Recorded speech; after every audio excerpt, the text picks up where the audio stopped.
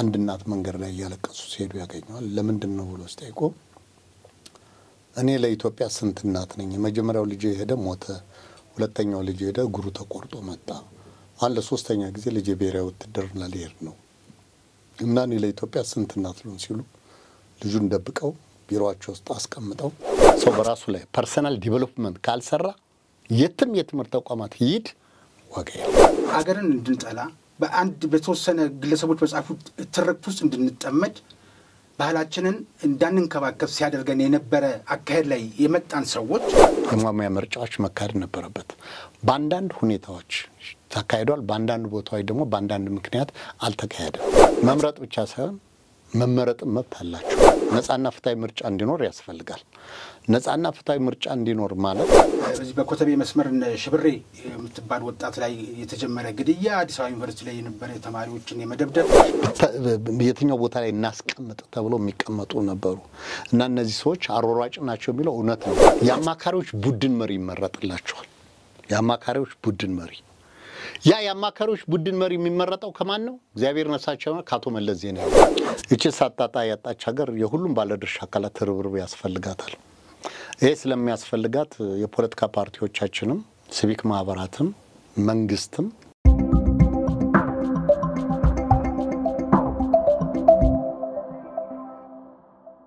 ጤና ይስጥልን ተመልካቾቻችን ይህ በሐቅና ሳቅ ሚዲያ ተዘጋጅቶ ወደ እናንተ የሚደርሰው የፌርማታ እንግዳ የተሰኘው መርሃ ግብራችን ነው ባለፈው ሳምንት የኢትዮጵያ ብሔራዊ ምርጫ ቦርድ 7ኛ አገራዊ ምርጫ እንደሚካሄድና ለምርጫውም ቅድመ ዝግጅት እያደረገ መሆኑን እንዲሁም ከቅድመ ዝግጅቶቹ መካከል ዲጂታላይዝድ የማድረግ የምርጫውን ሂደት እቅድ አውጥቶ ለተግባራዊነቱ እየተንቀሳቀሰ መሆኑን ሰምተናል የአንድ ሀገር ብሔራዊ ምርጫ ሲደረግ ደግሞ ምርጫው ፍትሃዊ ተአማኒ እንዲሆን ይጠበቃል ይህን ከሚያደርጉ ወይም ደግሞ ይህ እንዲሆን የራሳቸው ሚና ከሚጫወቱ አካላት መካከል የሲቪክ ማህበራት ተጠቃሽ ነው ዛሬ በዚህ ርዕሰ ጉዳይ እንግዳ አድርጌ ወደ እናንተ የማቀርባቸውና አብረን የምንወያየው ላለፉት 23 ዓመታት በዲሞክራሲ በጎልበት ላይ የራሱን አሻራ ያሳረፈው የቪዥን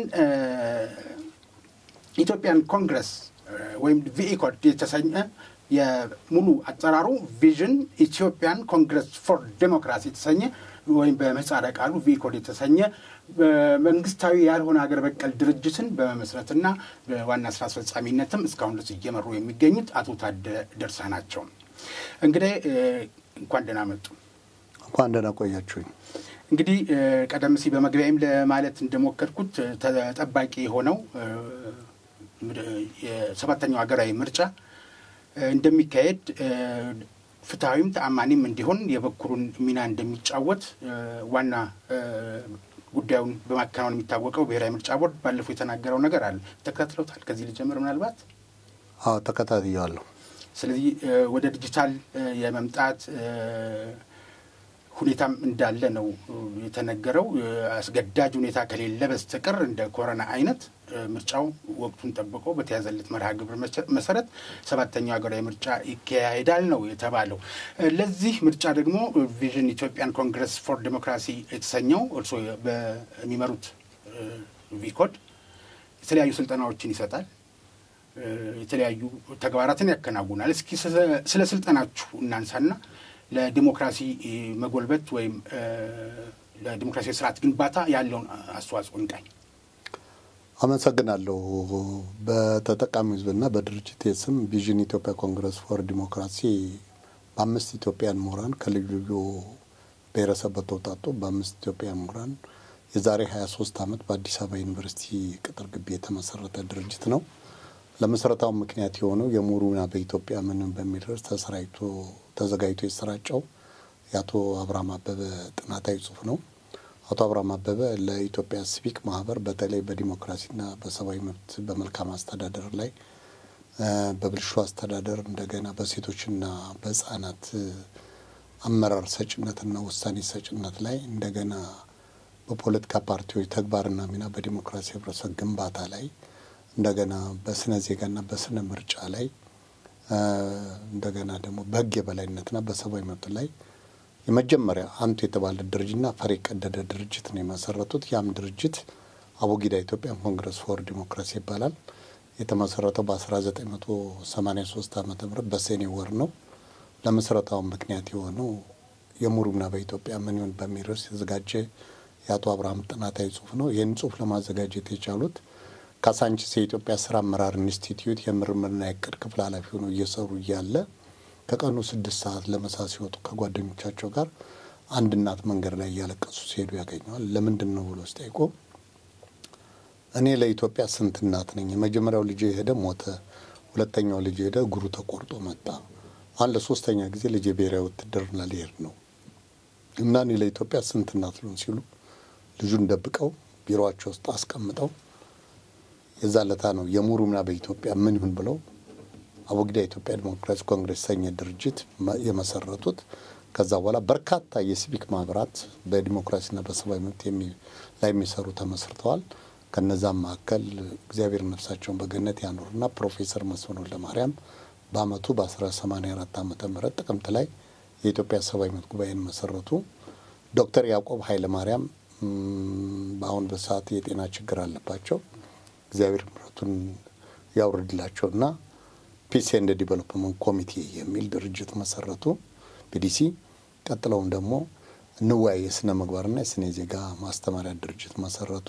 ወይዘሮ ማዛ አሸናፊ የከፍተኛ ፍርድ ቤት ፕሬዝዳንት የነበሩ አሁን ከቦታው ላይ የሉም። በሳቸው የጠቅላይ ፍርድ ቤት ፕሬዝዳንት የነበሩ እሳቸው የዛን ጊዜ አቦጊዳ ቦርድ አባል ነበሩ። በዛን ሰዓት አቦጊዳ ውስጥ ባገኙት ልምድ በተነሳ አቶ አብርሃም አበበ አንድ ጥያቄ ያቀርቡላቸዋል።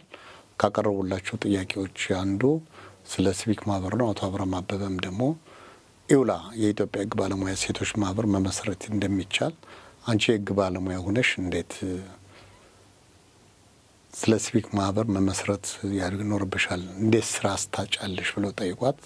ለወይዘሮ ማዛ አሸናፊ ጥያቄያቸው ስራ አጣሁኝ እና ስራ ፈልጋለሁ ብለው አቶ አብርሃም ሲያናገሩ አንቺ ሕግ ባለሙያ ሆነሽ እንዴት ስራ ታጫለሽ ብለው ኢውላ እንዲመሰርቱ አድርገዋል። የዛን ጊዜ ወይዘሮ ማዛ አሸናፊ በሌላ ቦታ ጠበቃ አቃቤ ሕግ ነበሩ። በዛ የተነሳ ኢውላም ተመሰረተ። በርካታ የሲቪክ ማህበር ብቻ ተመስርተዋል። እንዳጋጣሚ ሆኖ በአቦጊዳ የኢትዮጵያ ዲሞክራሲ ኮንግረስ ውስጥ በ5 ዓመት ሰርቻለሁ። ስሰራም ደግሞ ከአቶ አብርሃም አበበ ጋር ነው አብሬ የሰራሁት። በድርጅቱ ውስጥ የስነ ዜጋና የስነ ምግባር ትምህርት ኮኦርዲኔተርም ነበርኩ። በመጨረሻም ደግሞ የድርጅቱ ምክትል የህዝብ ግንኙነት ክፍል ኃላፊም ነበርኩ። እዛው ስለ 5 ዓመት ከሰራው በኋላ ነው እንግዲህ ቪዥን ኢትዮጵያ ኮንግረስ ፎር ዲሞክራሲ የሚለውን ድርጅት የመሰረትኩት። ለመስረታው ምክንያት እንግዲህ ይሄ ነው። ከተመሰረተ ጊዜ ጀምሮ በርካታ ስራዎች ሰርተናል። ከሰራናቸው ስራዎች መካከል በኮርስ ደረጃ 4 ፕሮግራሞች አሉ። ሎካል ገቨርንመንት ወይም የአካባቢ መስተዳደር ኮርስ እንሰጣለን። የሰራተኛ ትምህርት ወይም ሌበር ኤዱኬሽን ትምህርት እንሰጣለን። ሆም ኤንድ ፋሚሊ ማኔጅመንት ወይም የቤተሰብ አመራር ትምህርት እንሰጣለን። እንደገና ሊደርሺፕ ኤንድ ማኔጅመንት ስኪል ዲቨሎፕመንት ትሬኒንግ ፕሮግራም እንሰጣለን። እነዚህ ፕሮግራሞች ለ15 ቀን 20 የጥናት ፔፐር ይቀርባቸዋል። በመጨረሻ የሊደርሺፕ ኤንድ ማኔጅመንት በአዲስ አበባ ከተማ ለ3 ወር ለ6 ወር ይሰጥ ነበር። በአሁኑ ሰዓት አድቫንስ ሰርቲፊኬት ለ1 ዓመት ይሰጣል። በዚህም ስልጠና 25000 ዜጎች አሰልጥነን አስመርቀናል። ከነዚህ ውስጥም ደግሞ 10000 የመጀመሪያ ዲግሪ፣ 2ኛ ዲግሪ፣ 3ኛ ዲግሪ ያላቸውና 5 ፕሮፌሰሮች ናቸው። 9000 የፖሊስ ኮሚሽን ባልደረቦች ናቸው። 5000 የባንክና ኢንሹራንስ ሰራተኞች ናቸው። 500 የሕክምና ባለሙያዎች ናቸው። በ23 ዓመት ውስጥ 500 የህዝብ ተወካዮች ምክር ቤት አባላት ናቸው። በመላ ሀገሪቱ በመንቀሳቀስ ደግሞ የገጽ ለገጽ የፊት ለፊት ትምህርት እንሰጣለን። አጫጭር ስልጠናዎችና ወርክሾፖች አሉን። ከወርክሾፖች ወደ ጥናቶች መካከል የፖለቲካ ፓርቲ ተግባርና በዲሞክራሲ ህብረተሰብ ግንባታ፣ የፖሊሲ አወጣጥና አፈጻጸም፣ በሴቶችና በህጻናት ላይ የሚደረግ የኃይል ጥቃትና መከላከያው የተሰኙ ፕሮግራሞች፣ ኮንፍሊክት ሪዞሉሽን፣ ፒስ ቢልዲንግ ለ3 ቀን የሚሰጥ አውደ ጥናት ነው። 6 ጥናታዊ ጽሁፍ ይቀርበታል። ሲቪክ ኤዱኬሽን ወይም ስነ ዜጋ ትምህርት ደግሞ እሱን እንሰጣለን። በፕሮግራማችን በአጠቃላይ 3 ስትራቴጂዎች አሉን። አንደኛው ስትራቴጂያችን 60% መልካም ዜጋ መፍጠር ነው ዋናው ዓላማችን። 30% ደግሞ መልካም አስተዳደር መፍጠር ነው። 10% ደግሞ መልካም መንግስትነት መፍጠር ነው። ይህን ስራዎችን እንሰራለን። በአጠቃላይ በእስካሁን ድረስ 28 ሚሊዮን 785,000 ዜጎችን ተደራሽ ለማድረግ ችለናል። በመላ ሀገሪቱ በመንቀሳቀስ ከምንሰራው ስራ አንዱ የስነ ምርጫና የስነ ዜጋ ትምህርት ለመራጩ ህብረተሰብ መስጠት ነው። በምርጫ ወቅትም የምርጫን ሂደቱን በተቻለ መጠን መታዘብ ነው። ትዝብታችንንም ለሚመለከተው አካልና ለህብረተሰቡ ለዓለም አቀፍ ድርጅት እናሳውቃለን። ከልብ አመሰግናለሁ አቶ ታደለ። እንደው ከምትሰጧቸው ስልጠናዎች አንደኛው ኮርስ መሰረታዊ ስልጠና ከሚባሉት ውስጥ ራስን መምራትና መቆጣጠር የሚባል ልክ ነኝ? ልክ ነው። ራስን መምራት እና ራስን መቆጣጠር አሁን በምናያቸው መሬት ላይ ባሉ ውጥንቅጦች ወይም የከበቡን ችግሮች ላለመጋለጥ የሚጠቅም የትምህርት አይነት ነው። እውነት ነው። አንድ ነገር ሲል በአንደበቱም ይሁን በማህበራዊ ትስስር ገጽ በተለያየ አጋጣሚ ሊሆን ይችላል አንዱን መብት በሚጥስበት ጊዜ ራሱን አልተቆጣጠረም፣ ራሱን አልመራም ማለት ነው። ያኛውም በበቀል ስሜት ወይም ደግሞ ለምን ተነካኝ በሚል በይቅርታ መታለፍ ሲቻል በእልህ ወይም በግልፍተኝነት እርምጃ ሲወስድ ራሱን አልተቆጣጠረም፣ ራሱን መምራት አልቻለም ብዬ ተረጉመዋለሁኝ እኔ።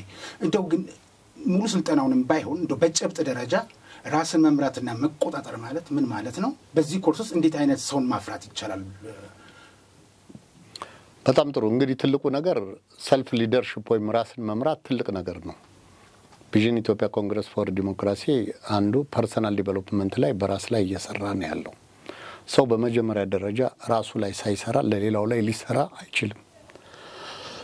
በመጀመሪያ ደረጃ ሰው አቅሙ መገንባት መቻል አለበት። ከዩኒቨርሲቲ መመረቅ ትምህርት መጨረስ አይደለም።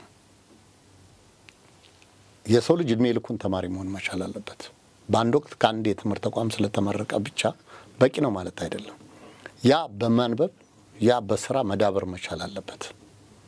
በዚህ መሰረት ሰው ራሱን ሊመራ የሚችለው ከራሱ ከተጨባጭ ሁኔታ በመነሳት ነው። ኢሞሽናል ኢንተለጀንስ የሚባል ነገር አለ። ራስን መቆጣጠር፣ ስሜታዊ አለመሆን። ብዙዎቹ የሚቸገሩት ስሜታዊ ሆነ ስሜታቸውን መቆጣጠር አይችሉም። ስለዚህ ስሜትን ለመቆጣጠር መቻል ያስፈልጋል። ሊደርሺፕ ስንል ሰልፍ ሊደርሺፕ አለ፣ ራስን መምራት ማለት ነው። ሊደርሺፕ ሰርቫንት ሊደርሺፕ አለ፣ አገልጋይነት ማለት ነው። ሊደርሺፕ ስንል አውቶክራት ሊደርሺፕ አለ፣ እኔ ያልኩት ብቻ ይሁን ከኔ ውጭ ሌላ ነገር ላሳር የሚሉ አሉ። ሊደርሺፕ አውቶክራት ሊደርሺፕ አለ። ሰልፍ ሊደርሺፕ ነው አሁን የሚያስፈልገን። ሰልፍ ሊደርሺፕ ማለት ሌሎችን ማገልገል ማለት ነው። ስለዚህ የሚያስፈልገው ነገር ይሄንን ነው። በዚህ ረገድ ሰው ራሱ ላይ ፐርሰናል ዴቨሎፕመንት መስራት መቻል አለበት እንጂ እንደው ከአንድ የትምህርት ተቋም ተመርቅ ያለው ስላለ ተምሯል ማለት አይደለም። መማር ማለት ከአንድ የትምህርት ተቋም መመረቅ ሳይሆን እውቀት ማግኘት። እውቀት ደግሞ የሚገኘው በልምድ ነው። እውቀት ደግሞ የሚገኘው በስራ ነው። እውቀት ደግሞ የሚገኘው በማንበብ ነው። እውቀት ደግሞ የሚገኘው በመወያየት ነው። እውቀት ደግሞ የሚገኘው ሌሎችን በማዳመጥ ነው። እውቀት ደግሞ የሚገኘው ለሌሎችም ጆሮ በመስጠት ነው እንጂ እውቀት የሚገኘው ለሌሎች አፍ በመስጠት ብቻ አይደለም። ስለዚህ ትውልዱ ማንበብ መቻል አለበት። እንዳጋጣሚ ሆኖ ግን ትውልዳችን አንባቢ ትውልድ አይደለም በተለያየ ምክንያት። ስለዚህ አንባቢ ትውልድ መፍጠር መቻል አለብን። ለምሳሌ ሳይማሩ የተማሩ እናትና አባቶቻችን አሉ።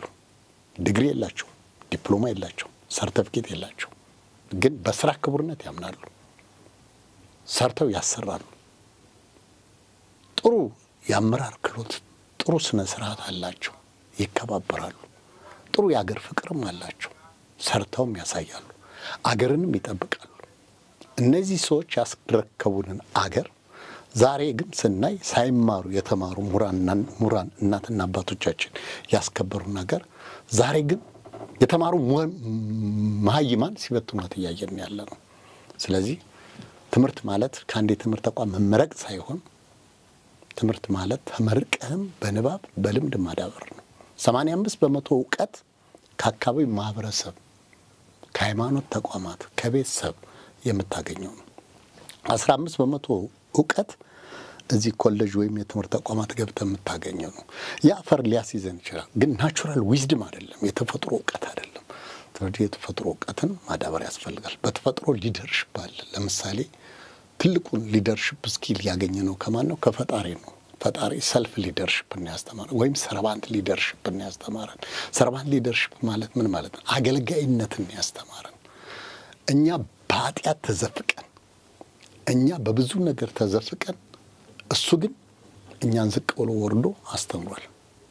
ለመማር ለሚፈልግ ሰው መከባበርን፣ ትህትናን፣ አርቆ ማሰብን፣ ለሌሎች መኖርን፣ ራስን ምቾት ሳይፈልጉ የሌሎችን ምቾት መጠበቅን፣ መልካም መስራትን፣ ምሳሌያዊነትን፣ ቃልን መጠበቅን፣ አለማዳላትን፣ አለመዋሸትን፣ አለመስረቅን፣ በባልንጀራ ላይ ግፍ አለመስራትን ከታላቁ መምህር ከኢየሱስ ክርስቶስ ነው የተማርነው። ስለዚህ ያንን መተግበር ያስፈልጋል። ዛት ኢዝ ሰርቫንት ሊደርሺፕ ወይም የአገልጋይነት መንፈስ። ይሄ ከተቋም ብቻ አይደለም የምታገኘው፣ ከቤተሰብ፣ ከማህበረሰብ፣ ከአካባቢው ልታገኝ ይችላል። ሲኒየር ሲቲዝንን ልታከብር ይገባል። ሲኒየር ሲቲዝን ማለት ከኛ በፊት የነበሩ ሰዎች ማለት ነው። ልምድ አላቸው፣ የካበተ ልምድ። ያን የካበተ ልምዳቸውን ሲናገሩ ማዳመጥ ያስፈልጋል፣ መስማትም ያስፈልጋል። ምናዳምጥና ምንሰማ ከሆነ የተሻለ ዜጋ፣ የተሻለ መሪ ልንሆን እንችላለን። ስለዚህ የተሻለ ስራ የተረከብነውን አደራ ለሚመለከተው ወይም ለሚቀጥለው ትውልድ እናስረክባለን ማለት ነው። ስለዚህ ይሄ ራስን መምራትና መቆጣጠር ውጤታማ ሊያደርገን ይችላል። ከዚህ አንፃር ውጤታማ ያደርገን። ሰው ራሱን ካልፈተሸ፣ ሰው በራሱ ላይ ፐርሰናል ዲቨሎፕመንት ካልሰራ የትም የትምህርት ተቋማት ይሄድ ዋጋ የለው። እንዶ ከዚህ ጋር በተያያዘ የስነ ዜጋም አንደኛው ኮርሳችሁም የስነ ዜጋ ኮርስ ነው። እንዳለመታደል ሆኖ ባለፉት 27 ዓመታት ከትምህርት ካሪኩለም ላይ የተሰረዘ ያልነበረ ነበርና አሁን ከታች ጀምሮ ወደ ላይ በትምህርት ካሪኩለም ውስጥ እንዲካተት ተደርጓል። ምናልባት ከዚህ በኋላ እየመጣ ያለውን የአንደኛ ደረጃና የሁለተኛ ደረጃ ተማሪ ወደ እናንተ ተቋም ገብቶ እነዚህ ስልጠናዎች ልውሰድ ብሎ ቢል የተቃና ሆኖ እየመጣ ያለ ሰልጣን ሊያጋጥማችሁ ይችላል። ግን እንደው የስነ ዜጋ ሲባል ዝም ብሎ በደፈናው የሚቀመጥ ሳይሆን የአገር ፍቅር ያለው ህብረተሰቡን አክባሪ፣ እሴቱን ጠባቂ፣ ባህሉን ጠባቂ የሆነ ትውልድን መፍጠር ማለት ነው አይደለም? እዛ ውስጥ ነው እነዚህ ነገሮች የሚካተቱት። አሁን ካለው ሁኔታ በትምህርትም ስርዓት በተለያዩ ባመጣናቸው ትርክቶች የገጠመንን ስብራት ደግሞ ለምናውቅ ይሄ ስነ ዜጋ ትምህርት ላይ የሚያተኩር ስነ ዜጋ ላይ የሚያተኩረው ስልጠናችሁ ምን ያህል የማቃናት አዲስ ትውልድ እየመጣ ነው። ከአንደኛ ደረጃ ጀምሮ እንግዲህ እንዳልኩት አንደኛ ሁለተኛ ደረጃ እያለ ይመጣል። ግን አሁን ያለውን ነገር የመምረጥና የመመረጥ መብት በሚኖረው የህብረተሰብ ክፍል ላይ ይህን ስነ ዜጋን ለማስረጽ እንዴት ነው የምትጠቀሙት ከስብራታችን አንፃር? መልካም። እንግዲህ የስነ ዜጋና የስነ ምግባር ትምህርት ወይም ሲቪክ ኤንድ ኢቲካል ኤዱኬሽን በሁለት አይነት መንገድ ይሰጣል። አንድ መንግስት በትምህርት ሚኒስቴር ውስጥ ይሰጣል። ለምሳሌ በሃይ ስኩል ደረጃም በዩኒቨርሲቲ ደረጃም ይሰጣል እና ይህን ኮርስ ተማሪዎች ወስዱታል። ግን ተማሪዎች በደንብ ያጠኑታል። ኤ ያመጡበታልም፣ ቢ ያመጡበታልም፣ ሲ ያመጡበታልም። ግን ከማርክ ያለፈ የባህሪ ለውጥ ግን በብዛት አታይም። ኢንፎርማል በሆነ መንገድ ደግሞ ይሄ ትምህርት ይሰጣል በሲቪክ ማህበር አማካኝነት። በዚህ ረገድ የስነ ዜጋና የስነ ምግባር ትምህርት እየሰጠን ያለ ነው። የሃይማኖት ተቋማት ይህን ትምህርት ይሰጣሉ። በተወሰነ ወቅት ተከልክሎ ነበር፣ አሁን ተፈቅዷል እና በዚህ ሁኔታ በቤተሰብ ደረጃ ውስጥም የሚያልፍ ነው። ስለዚህ ትልቁ ትምህርት የሚጀምረው ከቤተሰብ ነው። ስነ ምግባር ግልጽ ለማድረግ አሁን በትምህርት ካሪኩለም በስርዓተ ትምህርት ውስጥ የተካተተው ባለፉት ጥቂት ዓመታት ነው። አንደኛ ደረጃ ላይ ያለው ኤክስ አንደኛ ደረጃውን ሲጨርስ ወደ ሁለተኛ ደረጃ ሲሸጋገር ወደ ከፍተኛ ትምህርት ተቋም ሲሄድ እዚህ ጋር መሰረት ተጥሮለት የነበረውን የስነ ዜጋ ትምህርት ቀስሞ ነው የሚመጣ። ሊያስቸግር ይችላል ትንሽ ሌሎች የማብቂያ ጉዳይ ካልሆነ በስተቀር። እስካሁን ድረስ ግን ስነ ዜጋ ባለመማራችን በተለይ ከ1983 በኋላ በነበረው የትምህርት ስርዓት አገርን እንድንጠላ በተወሰነ ግለሰቦች በጻፉት ትርክት ውስጥ እንድንጠመድ ባህላችንን እንዳንንከባከብ ሲያደርገን የነበረ አካሄድ ላይ የመጣን ሰዎች የእድሜ ጉዳይ ሆኖ አሁን መምረጥና መመረጥ መብት የምናገኝበት እድሜ ላይ ደረስን።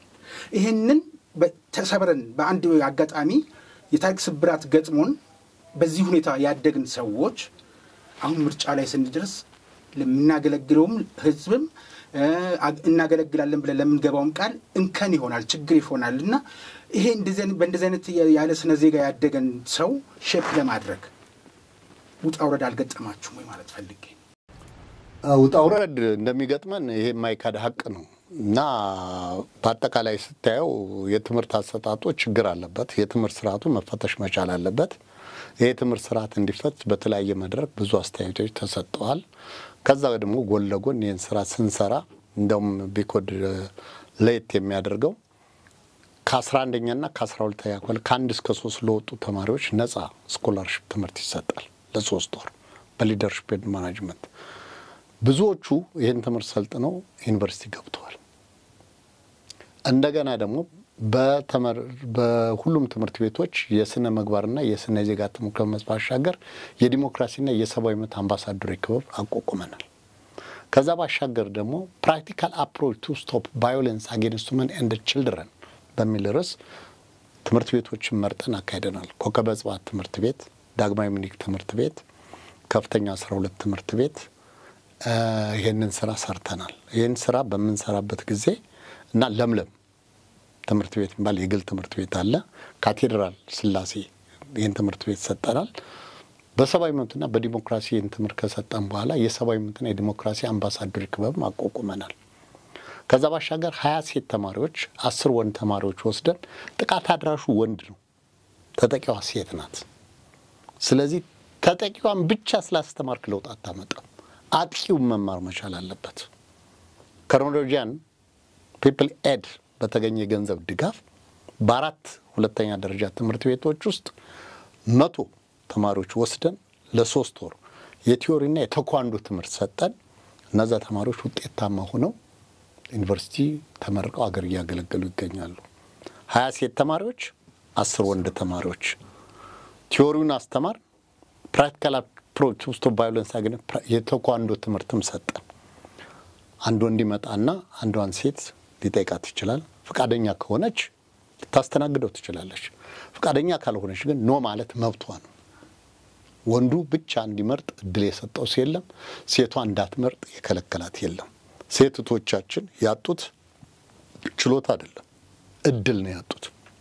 ይሄን አስገንዝበናል። በዛም ደግሞ በትምህርት ቤቶች ውስጥ በረፍት ሰዓት ዝም ብሎ ሙዚቃ ከማዳመጥ በሴቶችና በህፃናት ላይ የሚደረግ የኃይል ጥቃትን በተመለከተ ትምህርት እንደ ሙዚቃ እንዲያዳምጡ ቴፕ ሪከርድ መሳሪያ ገዝተንም ሰጠናል። ክበቦችንም አቋቁመናል። በሴቶችና የህፃናት አምባሳደር ጀንደር አምባሳደር ክለብ። ከዛ ባሻገር በራሪ ወርቀቶች መጽሐፍን ሰጠናል። ይሄ ፐርሴፕሽን እንዲለወጥ ለማድረግ ነው። ይሄ ብቻ አይደለም። ከዛ ባሻገር ደግሞ ከ1 እስከ 3 የወጡ ተማሪዎችን ነፃ የትምህርት እድል እየሰጠን ለ3 ወር አስተምረን ስናስመርቅ ሌሎች እነሱን አርአያነት እያዩ መማር ችለዋል። እና እንደዚህ አይነት ስራዎች መገፍ መሰራት መቻል አለባቸው። ኢንፎርማል የሆነ ሲቪክ ኤዱኬሽን፣ ኢንፎርማል የሆነ የስነ ምግባርና የስነ ዜጋ ትምህርት ያስፈልጋል። በትምህርት ሚኒስቴር ተቀርጾ እየተሰራ ያለው ስራ መጥፎ ነው ማለት አይደለም፣ ጥሩ ነው። ነገር ግን ብዙዎቹ የሚጠቀሙበት ለማርክ ብቻ ነው። ማርክ ካለፉ በኋላ ግን የባህሪ ለውጥ አያመጡም። የባህሪ ለውጥ እንዲያመጡ መሰራት መቻል አለበት። ስነ ዜጋ ትምህርት ማለት ብቻ ሳይሆን ትምህርት ማለት ትርጉሙ ዲግሪ መያዝ አይደለም፣ ዲፕሎማ መያዝ አይደለም፣ ሰርቲፊኬት መያዝ አይደለም፣ ፒኤችዲ መስራት አይደለም። ትምህርት ማለት የባህሪ ለውጥ ማለት ነው። የባህሪ ለውጥ እንዲያመጡ የስነ ዜጋና የስነ ምግባር ትምህርት በገፍ መሰጠት መቻል አለበት።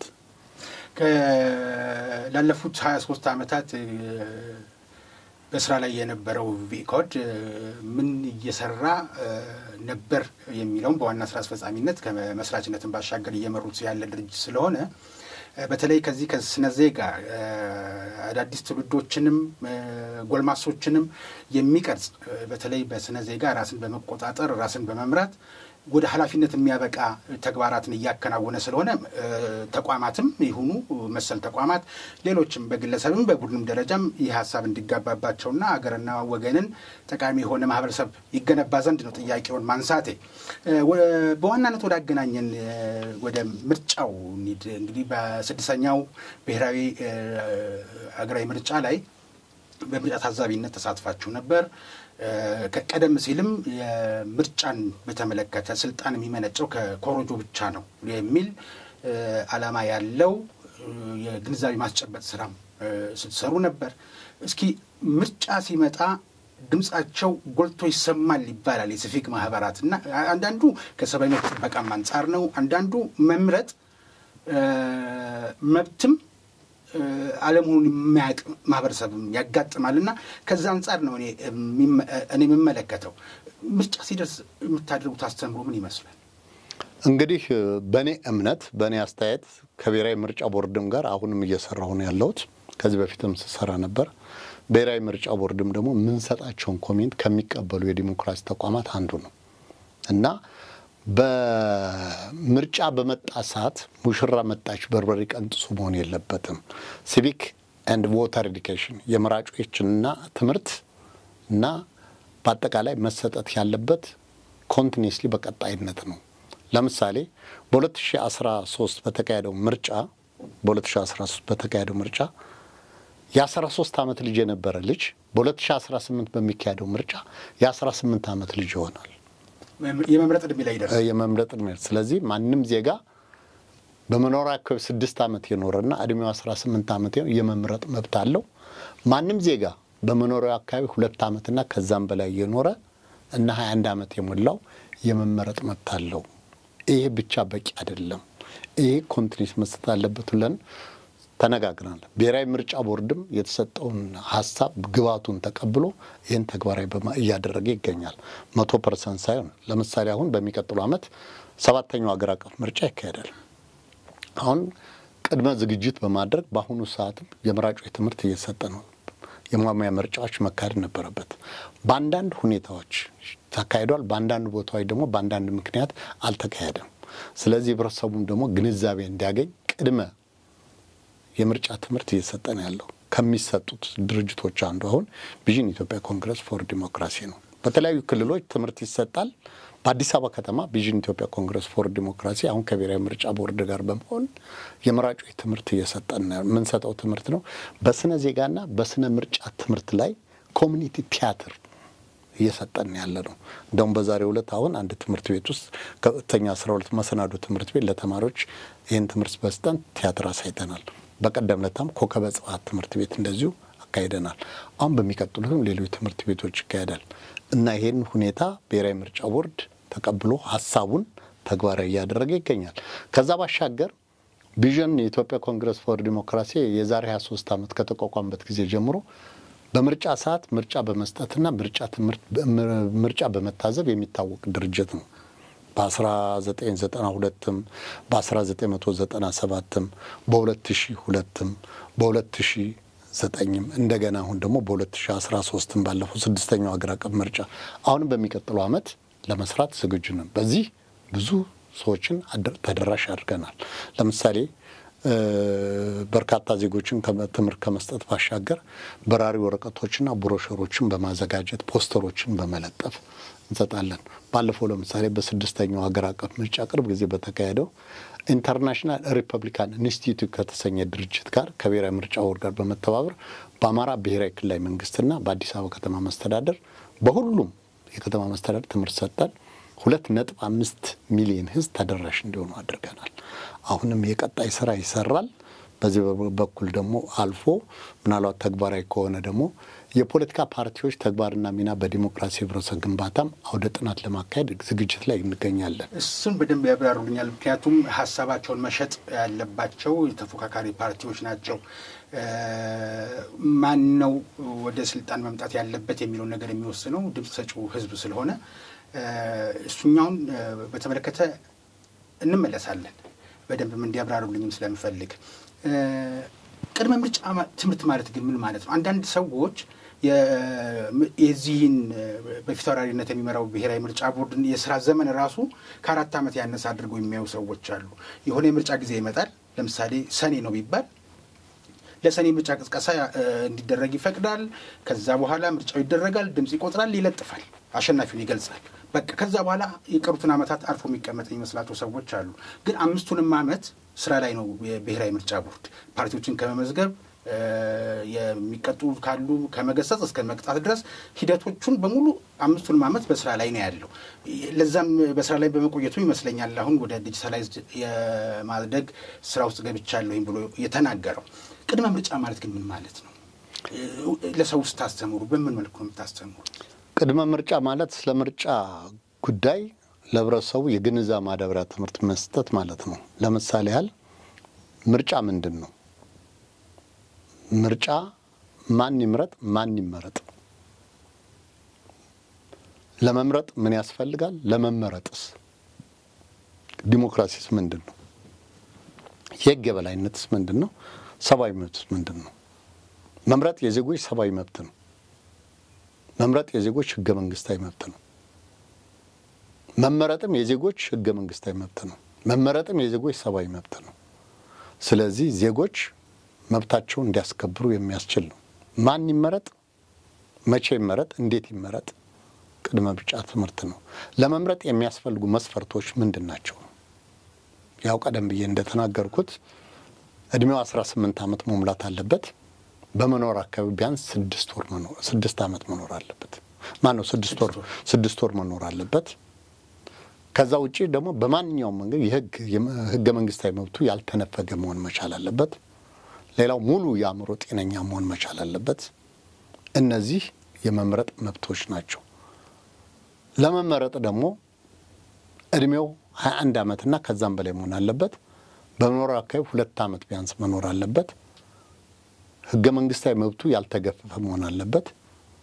ሙሉ የአእምሮ ጤነኛ መሆን አለበት። ይሄን ነው። ሴት እህቶቻችን መምረጥ ብቻ ሳይሆን መመረጥም መብት አላቸው እስካሟሉ ድረስ መስፈርቱን። አካል ጉዳተኞች መምረጥ ብቻ ሳይሆን የመመረጥም መብት አላቸው መስፈርቱን እስካሟሉ ድረስ።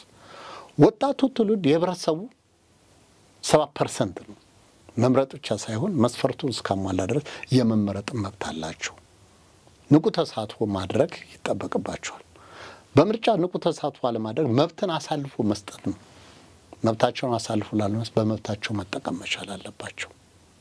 ይሄ ነው ቅድመ ምርጫ ትምህርት የሚሰጠው። እንደው ከዚህ ጋር በተገናኘ ወደ 20 ሚሊዮን በላይ የሚገመቱ የአካል ጉዳተኞች እንዳሉ ይገመታል። ቀደም ሲልም መመረጥም መስፈርቱን እስካሟሉ ድረስ መብታቸው ነው፣ ህገ መንግስታዊ መብታቸው ነው ብለዋል። በተለየ ሁኔታ አንዳንድ ጊዜም የድምጽ የሚሰጥበት ቦታም ወይም ደግሞ ድምጽ ከመሰጠቱ በፊት የምርጫ ምዝገባ ለማድረግ የማይመቹ ለአካል ጉዳተኞች የማይመቹ ቦታዎችም ባለፈው ምርጫ ላይ ተዘዋውሬ ያየኋቸው ቦታዎች ነበሩ። በኋላ ላይ መስተካከያ የተደረገባቸው እንደው ለአካል ጉዳተኞች በተለይ ብላችሁ የምትሰጡ ስልጠና አለ መብታቸውን ከማስከበር አንጻር? ሌሎችም በተለይ ይህንን የሚያከናውኑ የምርጫ ጣቢያን የሚያቋቁመው ምርጫ ቦርድ እንደዚህ ቢያደርግ ብላችሁ የምትሰጡት ግብአት አለ? የምክር ግብአት? አንደኛ ብሔራዊ ምርጫ ቦርድ ብዙ በርካታ ባለድርሻ አካላት አሉት። ካሉት ባለድርሻ አካላት አንዱ ሲቪክ ማህበር ነው። ከሲቪክ ማህበሩ ውስጥም ደግሞ አንዱ ቪዥን ኢትዮጵያ ኮንግረስ ፎር ዲሞክራሲ ነው። በማንኛውም ቦታ ማኑዋሎችን ሲያዘጋጅ፣ በማንኛውም ቦታ ስራ ሲጀመር፣ በማንኛውም ቦታ ስራ ሲጠናቀቅ መሰራት ስላለበት ግብዓት ለማሰባሰብ በተጠራንበት መድረክ ሁሉ ለብሔራዊ ምርጫ ቦርድ ምክረ ሀሳብ እንሰጣለን። ብሔራዊ ምርጫ ቦርድም የተሰጠው ምክረ ሀሳብ ተቀብሎ ስራ ላይ ይውላል። አሁን የጠቀስከው ነገር አካል ጉዳተኞች በአሁኑ ሰዓት በብሔራዊ ምርጫ ቦርድ በተደረገልን ድጋፍ በአዲስ አበባ ከተማ መስተዳደር አካል ጉዳተኞች መምረጥ ብቻ ሳይሆን የመመረጥ መብት አላቸው። ሴቶች መምረጥ ብቻ ሳይሆን የመመረጥ መብት አላቸው። ወጣቶች መምረጥ ብቻ ሳይሆን የመመረጥ መብት አላቸው ማለት ኮሚኒቲ ቲያትር በስነ ዜጋና በስነ ምርጫ ላይ በማዘጋጀት እየሰራ እንገኛለን እና ብሔራዊ ምርጫ ቦርድ በተመለከተ ግብዓቶችን በሚያዘጋጀው መድረክ ላይ እንሰጣለን። የሰጠነው ግብዓትም ደግሞ ስራ ላይ ይውላል። ማኑዋሎችም ሲዘጋጁ ለምሳሌ ለሌላው አካል የሚሰጠው ለነሱ ደግሞ ብሬል እንዲዘጋጅላቸው እንደገና ደግሞ የመምረጫ ቦታ ምቹ ሁኔታ እንዲሆንላቸው ግባት ሐሳብ እንሰጣለን። እኛ ብቻ ሳይሆን ራሳቸው አካል ጉዳተኞችም ሐሳብ ያቀርባሉ። ብሔራዊ ምርጫ ቦርድም ደግሞ አቅምና ችሎታ በፈቀደ መሰረት ይህንን ተግባራዊ በማድረግ ላይ ይገኛል፣ እየተደረገም ነው ያለው። እንግዲህ ቅድመ ምርጫው ይሄ ከሆነ ምርጫ መስጠት ከተጀመረ በኋላ የምትታዘቡበት መንገድ ደግሞ አለ። መታዘብ ማለት የምትናገሯቸውና ወዲያውኑ የሚስተካከሉ የማትናገሯቸውና በኋላ በሪፖርት መልክ የምታቀርቧቸው ነገሮች አሉ። ልክ ነኝ? ልክ ነው። እስኪ ይህን በተመለከተ ምርጫን መታዘብ ማለት ምን ማለት ነው? ምርጫ መታዘብ ማለት እንግዲህ በተቻለ መጠን ነፃና ተደጋጋሚ ምርጫ፣ ነፃና ፍትሃዊ ምርጫ እንዲኖር ያስፈልጋል። ነፃና ፍትሃዊ ምርጫ እንዲኖር ማለት ህብረተሰቡ ያለምንም ቅድመ ሁኔታ ወጥቶ በተሰጠ የጊዜ ገደብ ሁሉን ነገር አሟልቶ በሰዓቱ ተመዝግቦ የመምረጥ ካርዱን ይዞ መምረጥ ዲሞክራሲ መብቱ መሆኑን ተገንዝቦ በሰዓቱ ተገኝቶ እንዲመርጥ ነው። ድምጽ በሚሰጥበት ጊዜ ያለምንም ጣልቃ ገብነት በራሱ እምነት ያመነውን መምረጥ መቻል ነው። በሚስጥር ድምጽ ውስጥ ራሱ መራጩና ፈጣሪ ብቻ ነው ሊኖሩ የሚገባ እንጂ ሌላ ሶስተኛ አካል ገብቶ ይሄን አድርግ ብሎ የሚል ነገር የለም። ባለመመዝገብና በድምጽ ባለመስጠቱ ምክንያት የሚጎዳ ህብረተሰብ ክፍል ይኖራል። ምክንያቱም መብቱን አሳልፎ ነው የሰጠው። ለምሳሌ ያልፈለገው አካልን ቢመርጠው ተመርጦ ቢመጣ በግድ ባለመሳተፉ ባልመረጠው ሰው የመገዛት ግዴታ ሊኖርበት ይችላል። ስለዚህ መሳተፍና ለመሳተፍ የራሱ የሆነ አስተዋጽኦ ይኖረዋል። እኔ ለምሳሌ አልመርጥም ቢል አንድ ሰው አልመርጥም ቢል አለመምረጥ ዲሞክራሲ መብቴ ነው ቢል በመጨረሻ ግን በመረጡ ሰዎች የመተዳደር ኃላፊነት አለበት። ስለዚህ የራሱን መብት ወጥቶ በምርጫ ቦታ ላይ ማስከበር መቻል አለበት። በዛ ረገድ ሂደቱ ትክክል ነው ወይ ፍትሃዊ ነው ወይ ብሎ ምርጫ መታዘብ ነው። የታዘብነውን ነገር ትዝብታችንን ለሚመለከተው አካላት ሪፖርት ማድረግ ነው።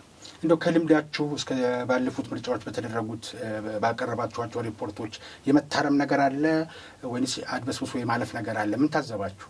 ለምሳሌ በ1997 ዓ.ም በተካሄደው ምርጫ ውስጥ ንቁ ተሳትፎ ካደረጉት ሲቪክ ማህበራት አንዱ ቪዥን ኢትዮጵያ ኮንግረስ ፎር ዲሞክራሲ ነው። የዛን ጊዜ በመላ ሀገሪቱ የስነ ዜጋና የስነ ምርጫ ትምህርት ሰጠናል። በመላ ሀገሪቱ ማለት በጋምቤላ ብሔራዊ ክልላዊ መንግስት፣ በቤንሻንጉል ብሔራዊ ክልላዊ መንግስት፣ በአማራ ብሔራዊ ክልላዊ መንግስት፣ በአዲስ አበባ ከተማ መስተዳደር፣ በደቡብ ህዝቦች ብሔራዊ ክልላዊ መንግስት የመራጮች ትምህርት አሰልጣኞችን አሰልጥነን ትምህርት ሰጠዋል። በምርጫው ወቅትም በሐዋሳ፣ በናዝሬት፣ በደሴ፣ በባህር ዳር፣ በአዲስ አበባ ምርጫውን ታዝበናል። ከ200 በላይ ታዛቢዎችን አሰማርተን በታዘብንበት ቦታ ላይ ያየነውን ነገር በወቅቱ ገለጻ አድርገናል። ለምሳሌ ያህል አስታውሳለሁ በ29 እና በ30 ምርጫ የህዝብ ድጋፍ ነበረ እና በዛ በተጋሪ ደግሞ በ29 ህዋት ላደረገው የወጡ ሰዎች በሙሉ አይቶ አቶ መለስ እግዚአብሔር ነፍሳቸውን ይማርና ከደስታቸው ብዛት የተነሳ ወደ ሰልፍ ውስጥ ለመግባት ፈልገው ነበር። መስቀል አደባባይ ላይ ሱናሚ ነው ያሉት አጋጣሚ ነው አይደል? እና የደህንነት አካሎች እንዳይገቡ አድርገዋቸዋል።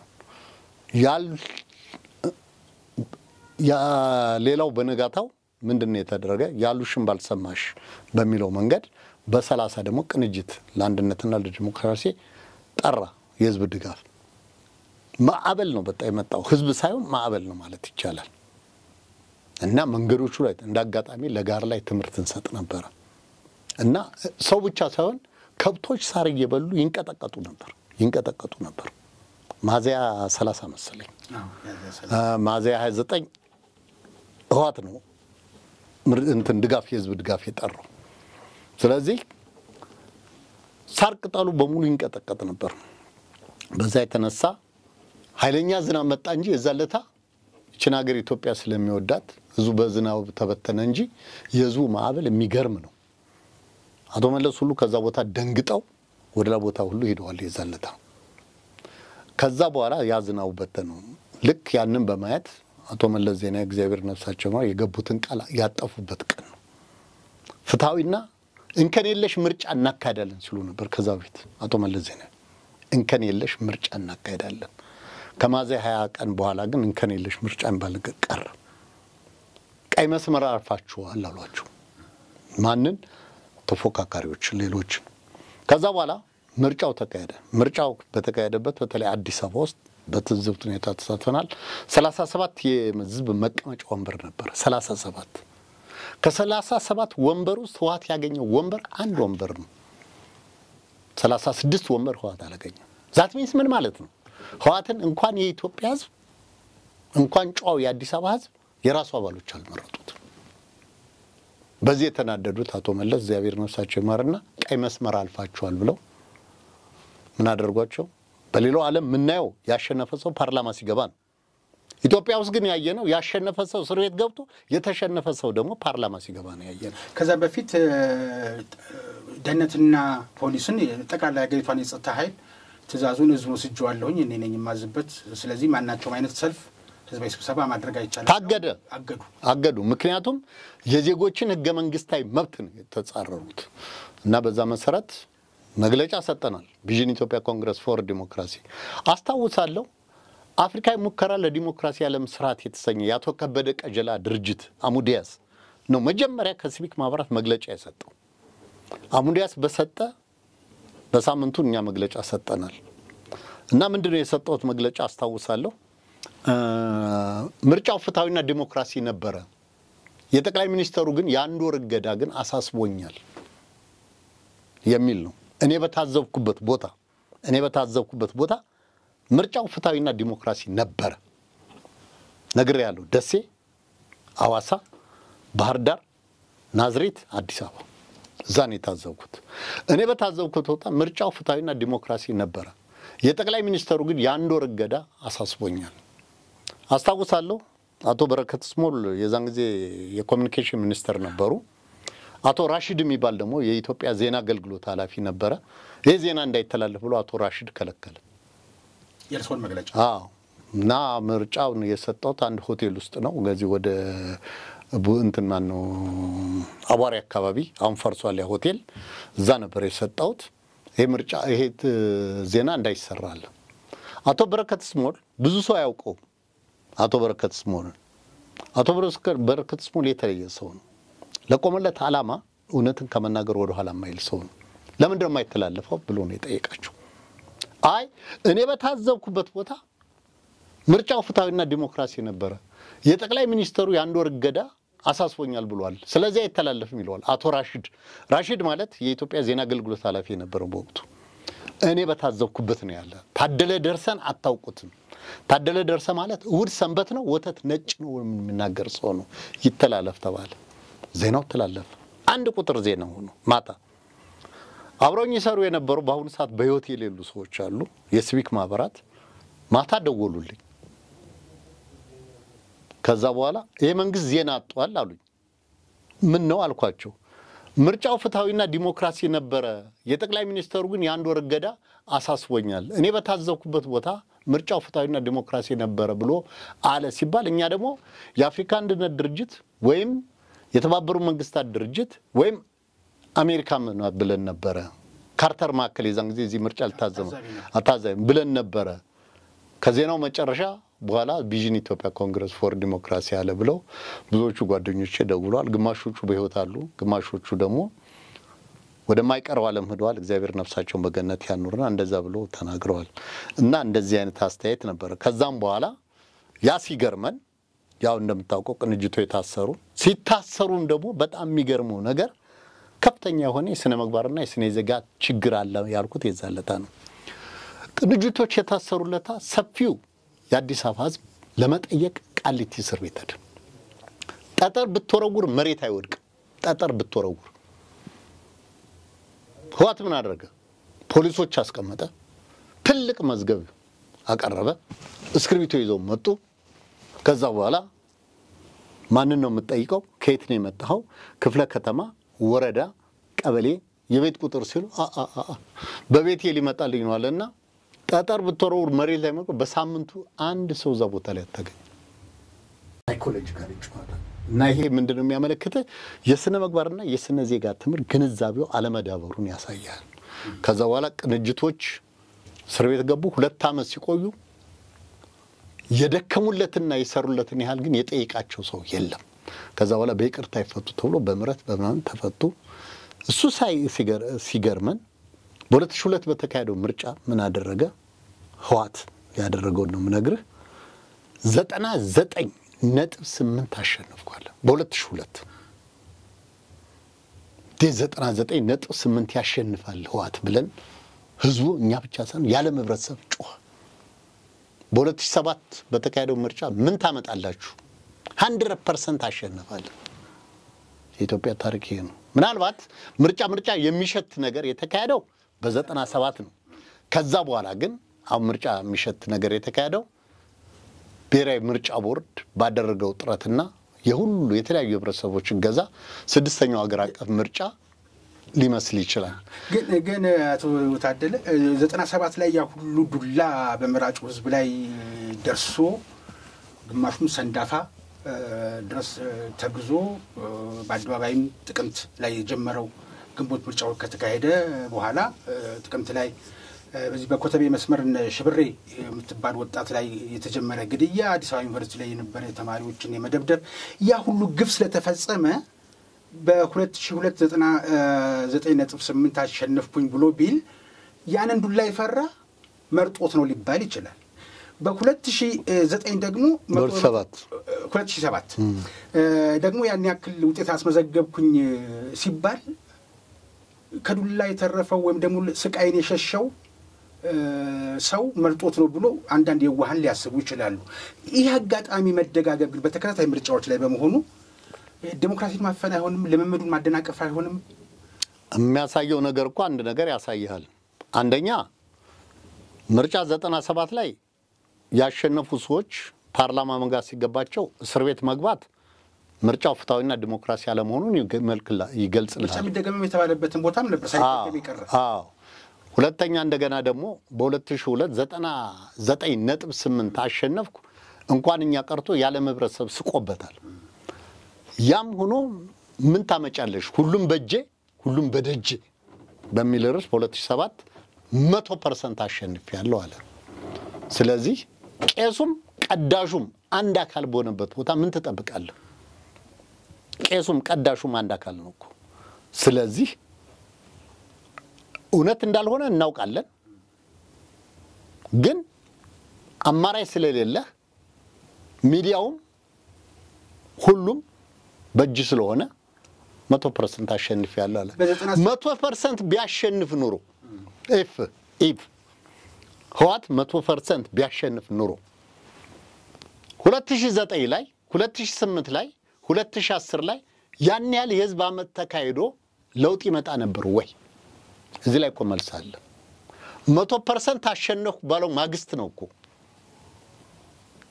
አመጹ በኦሮሚያ አመጹ በአማራ አመጹ በደቡብ በሁሉም የሀገሪቱ ክፍሎች የተቀጣጠሉ በዓለም አቀፍ ህብረተሰብ ዘንድ ኢትዮጵያ አጀንዳ የሆነችው ስለዚህ የህግ የበላይነት አለመከበሩና ፍትሃዊና ዲሞክራሲ ምርጫ አለመካሄዱን ያሳያል እንደ ቪኢኮድ ዓላማም እንደ ርሶ ተቋም ልፋትና ድካምም እንደ 97ቱ አይነት የህብረተሰቡ መብት ወይም የመምረጥ መብት እንደ 97ቱ አይነት እንዲሆን ነው ፍላጎታችሁ አሁን ያን የምርጫ ልምምድ የሌለው እንደፈለገ የሚያደርግ ሁሉም ነገር በእጁ ይሆነን ገዢ ፓርቲ ሐሳቡን የሚሸጥ ተፎካካሪ ፓርቲ ከመጣ መቀየር እንደሚቻል ስልጣን ከኮሮጆ እንደሚመነጭ አስተምሮት አግኝቶ የተማረው የግንዛቤውን ያገኘው ድምጹን ሰጠ አይደለም በዛ ሰዓት ምርጫ እንደዚህ ነው የማለት የእናንተን ማስተማር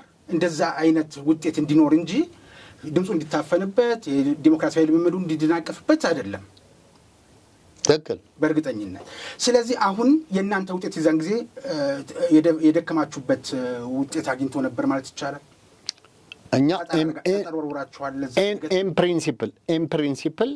in principle ስራችን ውጤት አግኝቷል ነገር ግን ኳሷ ተቀልባለች ኳሷ እንዴት ነው የተቀለበችው ቀዳሽም ባራኪም በሆኑ ሰዎች እጅ ገባ ሌሎች አማራጭ የላቸው ስለዚህ ወደ እስር ቤት ገቡ አይተናል እኮ ያሰት ምስክር እየተገዛ እየተፈለገ በሰዎች ላይ ሲመሰክሩ ፍርድ ቤት እኮ ሄደን አይተናል አቶ ከሌማን ናቸው እስቲ አቶ ከሌና አሳየኝ ብሎ አቃቢ ጥያቄ አለኝ ብሎ ሰበር ጥያቄ ሲጠይቅ የተባለውን ሰውዬ ማሳየት አልቻሉም ምስክሮቹ። ስለዚህ አሰት ምስክር እየተፈለገ ነበር ክሱ ይካሄድ የነበረው። ሌላው ደግሞ ቅንጅት ለአንድነትና ለዲሞክራሲ በሚያካሄደው ስብሰባ ላይ የሴራ ፖለቲካ ተካሂዶበታል። እንዴት ነው የሴራ ፖለቲካ የተካሄደው? ስብሰባውን ያካሄደው ቅንጅት ለአንድነትና ለዲሞክራሲ ነው። አሸንፈናል፣ ወደ ፓርላማ እንግባ ወይስ አንግባ ብሎ ሲያወያይ የህወሓት ካድሬዎች ገብተው ልክ መራጩን ህብረተሰብ በመሰረት እንዳትገቡ ብለው ዜርፎር የሆነ የፖለቲካ አሰራር ሰርተው ቅንጅትን ከጨዋታ ውጭ ለማድረግ ተሞክሯል። በቅሎ ቤት አካባቢ የነበረው ቅንጅትን ካጣመሩ አንደኛው ድርጅት የኢዴፓ የኢትዮጵያ ዴሞክራሲያዊ ፓርቲ በቅሎ ቤት አካባቢ ነበረ ቢሮ። እዛ ቢሮ ውስጥ ነበር ይሄ ውይይት ይደረግም የነበረው። በኋላም ግሎባል ሆቴል ላይ በተደረገው የአመራሮች ኢንጂነር ኃይሉ በሌሉበት የእሳቸውን ሊቀመንበር ብርቱካን ሚደቅሳ ምክትል ሊቀመንበር ተደርጎ አመራሮች ከተሾሙ በኋላ የመጣ ሴራም ጭምርም ነበር። በትክክል በወቅቱ የነበሩ ሰዎች ስለዚህ ጉዳይ መናገር ይችላሉ።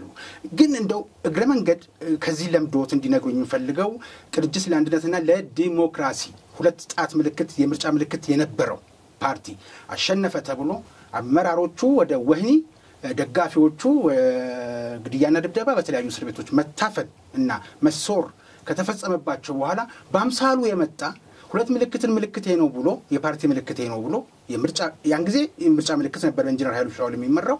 አሁን ግን የፓርቲ ምልክቴ ነው ሎጎ ነው ብሎ አንድ አሯሯጭ ቡድን መጥቶ ነበር በአቶ አየለ ጫሚሶ የሚመራ ቅንጅት ነኝ ብሎ የመጣ የህዝቡን ያን የቅንጅትን ቅቡልነት ለመንጠቅና የራሱ ለማድረግ ጊዮርጊስ አካባቢ ነበር አንድ ኩሽና የምታክል ቤት ተሰጥቷቸው የነበር።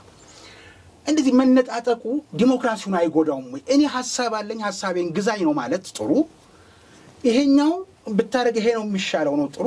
መኳረፍ ከመኳረፍ ባለፈ ደግሞ በሐሳባቸውን ሲሸጡ በነበሩ የህዝብ ቅቡልነት ባላቸው ፓርቲዎችን አጀንዳ በመንጠቅ ጌቶቻቸው እነሱ ስላሰሩ አጀንዳውን ማብረው ስላሰሩላቸው እነዚህኞቹ መንጠቃቸው እንዲህ አይነት የፖለቲካ ባህል ዲሞክራሲውን አይጎዳውም ወይ?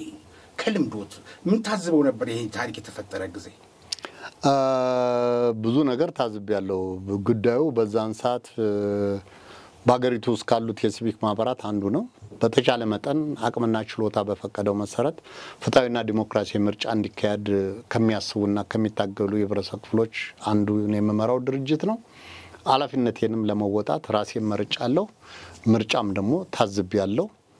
ነገር ግን ይሄ የፖለቲካ ድራማ የፖለቲካ ሴራው ግን ለኔም ገርሞኛል፣ ያስቀኛል። እንደውም በወቅቱ አቶ አየለ ጫሚሶ ቀደም ብለ የጠራቸው እና ሌላም ደግሞ አንድ በይን የሚባል ድርጅትም ነበረ አቶ አየለ ጫሚሶ የሚመሩትን ያህል አቶ ልጅ መስፍን የሚባሉ አንድ ሰውዬ የሚመሩት 4 ኪሎ አካባቢ ጭራ ይዘው በግላቸው የተወዳደሩ ጊዜ ጭራ በግል አይደለም በፓርቲ ነው በይን የሚባል ፓርቲ ይዘው ነው የተወዳደሩት ማይብናው የሚልና የመላው ኢትዮጵያ ብሔራዊ ንቅናቄ ነበር እና ምርጫ ሰዓት ሁሉ ጊዜ 4 ኪሎ ላይ ጭራ ይዘው የምረጡ እንቅስቃሴ ያካሂዱ ነበር። እና እነዚህ ሰዎች በጣም ይገርማል። በቀጥታም ሆነ በተዘዋዋሪ ምናልባት ህወሓት ቢያሸንፍ ብለው አስቀድመው እኮ ለእንትን ይታጩ ነበር እኮ ለስልጣን የሚታጩ ሰዎች ነበሩ። ለስልጣን የትኛው ቦታ ላይ እናስቀምጥ ተብሎ የሚቀመጡ ነበሩ። እና እነዚህ ሰዎች አሮራጭ ናቸው የሚለው እውነት ነው። እና ዛሬ ተፎካካሪ የሚባል ነገር የለም። ተፎካካሪ የሚባል ነገር የመጣው 2010 ነው። የዛን ጊዜ ተቃዋሚ ነው የነበረ። ዛሬ ህወሓት ከተቃዋሚ እኔ ኢህአዴግ የሚባል ነገር አይገባኝም። ከመጀመሪያው እስከ መጨረሻው ኢህአዴግ ለኔ አይገባኝም። ለምን አይገባም ብትለኝ ኢህአዴግ ስም ነው። The center of anatomy is nucleus. The center of APDRP TPLF. ፈላጭ ቆራጭ ህወሓት ነው። ኢህአዴግ ምንም ስልጣን የለውም እኮ ስም እንጂ ምንም ስልጣን የለውም። ሌሎችም አጋር ድርጅት ብሎ ይዟቸው ይቀጥላል አይደል? ከሌሎችም ባሻገር አጋር ብሎ ቀጠል እንጂ ይችም ደግሞ ካንድ ብልጣብልጥ ፈረንጅ እግዚአብሔር ነፍሳቸውን ላቶ መለስ ዜና የተሰጠ ምክር ነው። ህወሓት በመጀመሪያ ደረጃ ሲታገል ትግራይ ነፃ አወጣለሁ ብሎ ነው የታገለው። የትግራይ ሪፐብሊክን መሰረታለሁ ብሎ ነው የታገለው። ግን ትግራይ በእጁ ስትገባ ምንድነው ያለው? ይሄም የተወሰነው አንድ ቦታ ላይ በተደረገ ውጊያ ሰራዊቱ የደርግ ሰራዊትን የሚባል ነው የኢትዮጵያ ሰራዊት ነው። የኢትዮጵያ ሰራዊት አምራችም ተዋጊም ነው የሚል መፈክር ነበረው። በዛ መሰረት መሳሪያቸውን አስቀምጠው ምርት ያመረቱ ያሉ መጣው እንዳንበጣው ወረሩት። ሰራዊቱን ወረሩትና ቦታው ተያዘ። ከዛ በኋላ አንድ ብልጣብልጥ ፈረንጅ አቶ መለስን አገኛቸው።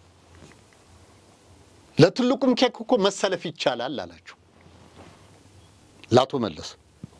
ያ ብልጣብልጥ ፈረንጅ አሃ ህዝባዊ ሓርነት ትግራይ ብዬ ኢትዮጵያን መቆጣጠር ስለማልችል ኢህአዴግ የኢትዮጵያ ህዝቦች አብዮታዊ ዲሞክራሲ ግንባር ብዬ ልነሳ ተብሎ ስሙ የተቀየረው በዛ ነው። ለዛም የተማረኩ ኦሮሞችን ኦህዴድ አሏቸው። የተማረኩ ደቦችን ኢህአዴን አሏቸው። የተማረኩ አማራዎችን ደግሞ ብሔረ አማራ ንቅናቄ ድርጅት አሏቸው። እነዚህ ሰዎች ምን ሆኑ? ኢህአዴግን መሰረቱ። የትግራይ ህዝብ ጨዋ ህዝብ ነው፣ በቁጥር ግን አናሳ ነው። የኦሮሞ ህዝብ በቁጥር ከትግራይ ህዝብ ይሻላል። የአማራ ህዝብ ደግሞ በቁጥር ከሁሉም ይሻላል። የደቡብ ህዝብም ቁጥሩ መካከለኛ ነው። ብልጣብልጡ ህወሓት ምን አደረገ? የማዕከላዊ ኮሚቴ አባላት 9 ከሁሉም እኩል 5 ሚሊዮንም ህዝብ ያለው 50 ሚሊዮንም ህዝብ ያለው 40 ሚሊዮንም ህዝብ ያለው በቃ እኩል 45 በዛን ሰረ ኢህአዴግ ስም ነው።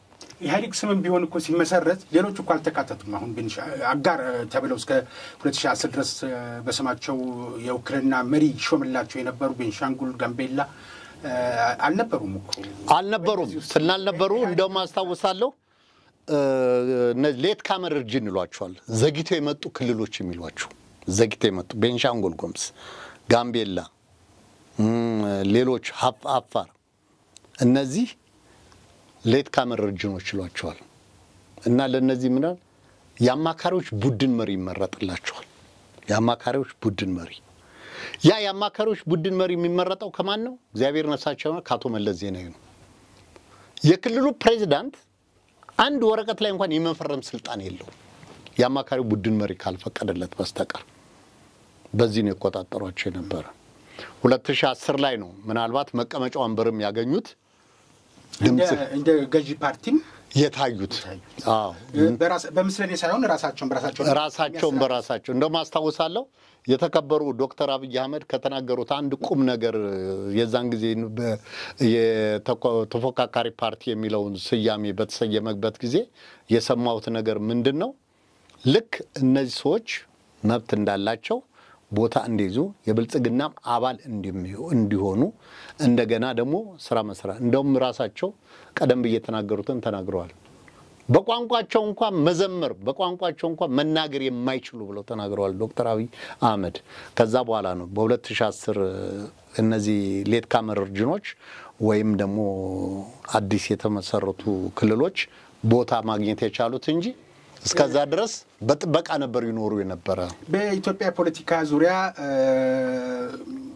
ሰው የዲሞክራሲና የሰብአዊ መብቱ ልምምድ ተለማምዶ ማስጠበቅ እንዲችል ስልጣን የሚመነጨውም ከኮሮጆ መሆኑን ተገንዝቦ የሚፈልገውን ሐሳብ ገዝቶ የሚፈልገውን እንዲመርጥ ያ ደግሞ አገርን እንደ አገር የሚያሻግር ነውና ያልተነሱ ጥያቄዎች አሉኝ። በሁለተኛ ክፍል በሚቀጥለው መልስ ይሄ የፌርማታ መርሃ ግብር የፌርማታ እንግዳ አንድ ጊዜ ቀረቡ እንግዳ ያልተነሱ ጥያቄዎች ካሉ ሁለተኛ ዙር የመድገም እድል አለና ያልተነሱ ነገሮችን ጨምሬ በሚቀጥለው ላግኝ አሁን የሰዓት ጉዳይ ስለሚገድበን ግን ከተገናኘን አይቀር እመለዋለኝ ካሉ እድሉን ደግሞ ለስጥና እናጠናቅ። የዛሬው እንግዲህ እንደሚታየው ሁሉ ይቺ ሀገር ሳጣጣ ያጣች ሀገር ናት። ይቺ ሳጣጣ ያጣች ሀገር የሁሉም ባለድርሻ አካላት ርብርብ ያስፈልጋታል። ይሄ ስለሚያስፈልጋት የፖለቲካ ፓርቲዎቻችንም ሲቪክ ማህበራትም መንግስትም ከእግዚአብሔር ቀጥሎ ለህዝብና ለሀገር ተጠሪ ነው። የሃይማኖት ተቋማትም ሴቶችም ወጣቶችም አካል ጉዳተኞችም የዲሞክራሲ ተቋማትም ሁሉም ኃላፊነቱን እንዲወጣ ያስፈልጋል። መመኘት ብቻ በቂ አይደለም። የተመኘቱን ነገር ለማግኘትም ደግሞ የራስን አስተዋጽኦና የራስን አሻራ ማስቀመጥም ያስፈልጋል። ብሔራዊ ምርጫ ቦርድም ደግሞ በሚቀጥለው አመት አሁን አገር አቀፍ ምርጫ ይካሄዳል ተብሎ ይጠበቃል። ሰባተኛው ሀገር ቅድመ ዝግጅት እያደረገ ነው ያለው። ከቅድመ ዝግጅቱ አንዱ አሁን ለምሳሌ ለህብረተሰቡ ግንዛቤ ተንክሮ በተለያየ ሚዲያ እየሰራ ያለው የግንዛቤ ማዳበሪያ ተጠናክሮ መቀጠል ይኖርበታል። የሚዲያ ተቋማትም ደግሞ እንደነዚህ አይነት መረጃዎችን ማሰራጨት ይኖርበታል። በየክልሉ መርጦ ኮሚኒቲ ቲያትር በምርጫና በስነ ዜጋ ላይ እየሰጠ ያለው ሁኔታ በርቱ አንቱ ሊባል የሚችል ጉዳይ ነው። ይሄም ተጠናክሮ ሊቀጥል ይገባል። ቀደም ሲል ያነሳው ዲጂታል የተጀመረው ሁኔታ ፖለቲካ ፓርቲዎችም ሆኑ እጩ ተወዳዳሪዎች ወይም መራጩ ህዝብ በዲጂታል ለመምረጥ ሙከራ ማድረጉ በጣም የሚመሰገን ነው። ከተሳታፊና ከባለድርሻ አካላቱም አንዱ ነበርኩ። ይሄ ተጠናክሮ እንዲሄድ የግንዛቤ ማዳበሪያ ትምህርት ቢሰጥሩ እናንተም ደግሞ የብዙሃን መገናኛ አካል እንደመሆናችሁ መጠን ይህን ትኩስ መረጃ ለህብረተሰቡ ብታስተላልፉ አገርም ህዝብም ያመሰግናችኋል።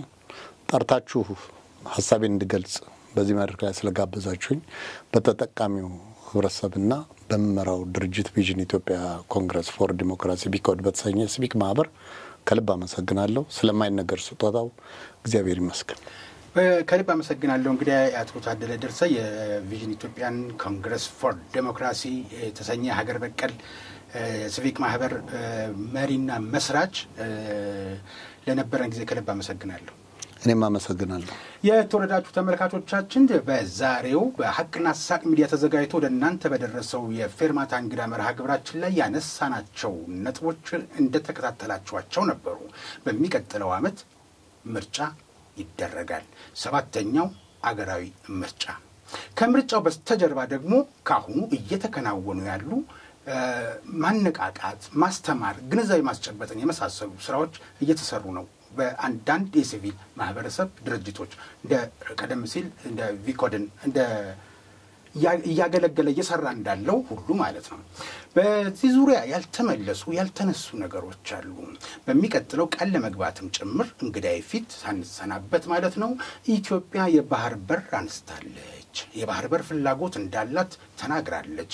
ይህንንም የተቆለፈበት ምድር ሆኜ አልቀጥልም፣ የህዝብ ብዛቴ እየጨመረ ነው፣ ስለዚህ ዓለም ይወቅልኝ፣ ኢትዮጵያ የባህር በር ያስፈልጋታል ብላለች። ኢትዮጵያ በዚህ ጉዳይ እንደ ዜጋ ብቻ ሳይሆን እንደ ሲቪክ ማህበር አመራር ምን ሐሳብ ይኖራቸዋል የሚለውን በተመለከተ እና ከዚህ ጋር ተያያዥ ጥያቄዎችን ጨምረን በቀጣይ እንገናኛለን የሚል ተስፋ አለኝ።